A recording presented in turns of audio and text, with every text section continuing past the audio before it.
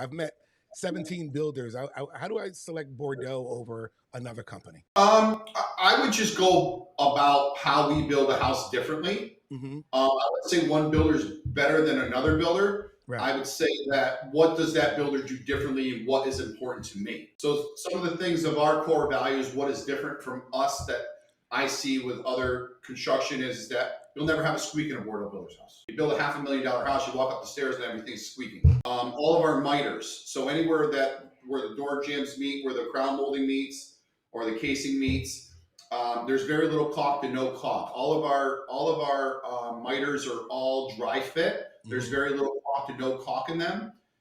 Nail pops, we glue and screw all the sheetrock in all of our homes. So between the nail pops and the miters of the caulking, on a 25,000 square or 2,500 square foot house, if you had to repaint and re-caulk everything, say if you had a nail pop on one on every wall or one every other wall, you got to screw it in, and then you got to patch it, sand it, and then repaint the wall.